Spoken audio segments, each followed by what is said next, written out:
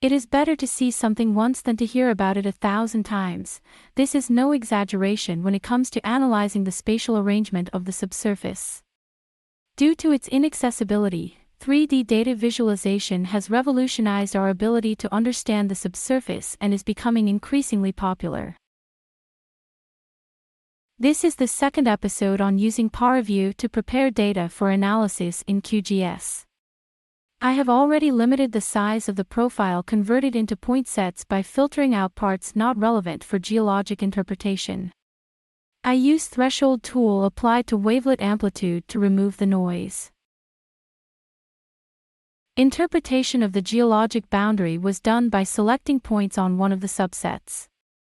Points were extracted as a separate dataset and positioned using the property window. Finally, the data I created has been saved as CSV files.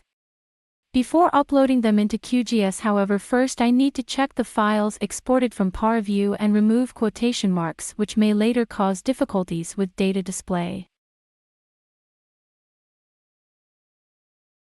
I am adding a delimited text layer and ensuring that all attribute fields are of either integer or decimal type. CSV files do not carry metadata, and to ensure that the properties of attribute fields are consistent, I will use the refactor tool from the vector table menu in the processing toolbox.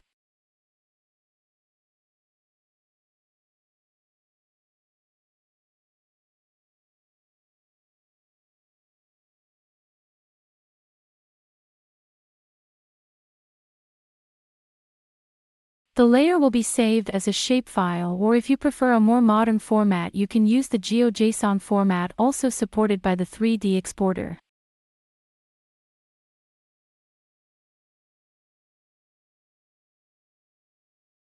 I will use QGIS to georeference my profile to its correct location rather than set the geographic coordinates in Paraview. Similarly, as in one of the previous episodes, I will add a line to my profile to create 11 equally spaced points which match up with the 11 sampling locations along the geophysical survey line.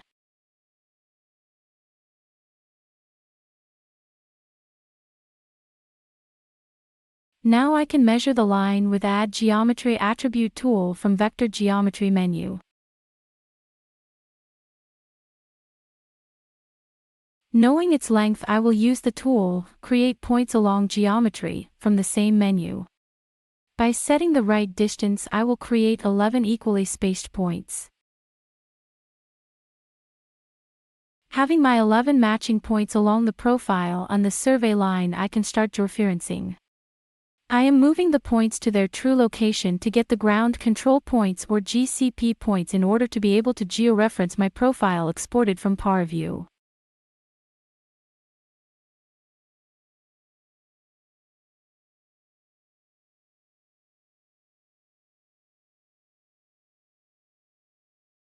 Now I can reuse the GCP points to position the profile.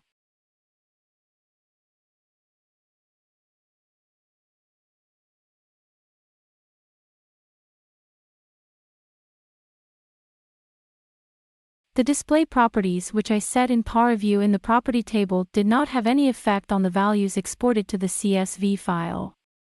Now when my profile is set along the survey line, I will use the Field Calculator tool from the vector table to adjust the scale and elevation for the ground surface.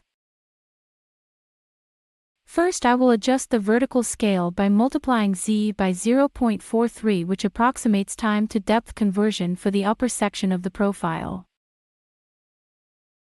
Next, I will add 68 to z to set the elevation for the ground surface at the correct place on my profile. This is the same value by which I translated the depth value in the pipeline properties in Paraview in the previous episode. Then I will check the attribute table to see if the z values have been adjusted. QGIS does not handle rendering of large datasets as well as Paraview. I will cluster each dataset using the DISCAN clustering tool from the Vector Analysis toolbox. This will require setting the minimum cluster size and the maximum distance between points.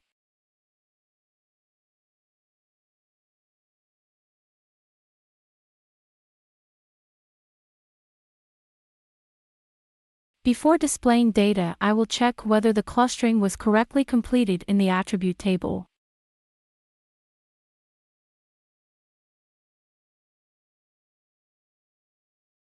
I must admit I found displaying my geophysical data in 3D exporter problematic.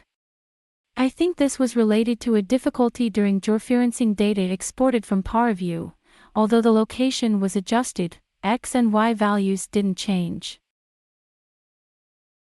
One way to overcome the display problem was to export the file to a different coordinate system, then saving it back to the original coordinate system again.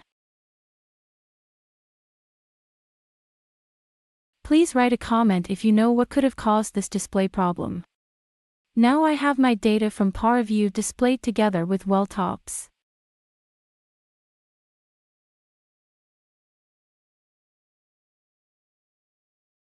Loading geophysical profiles as point sets to QGIS is possible, although due to their large size can be problematic. Nevertheless, interpreting geophysical data with Paraview and transferring the interpretation for data analysis together with other data in QGIS is a good option. Thank you for watching this, and of course, if you have liked the video, I would like to hear from you. Please subscribe.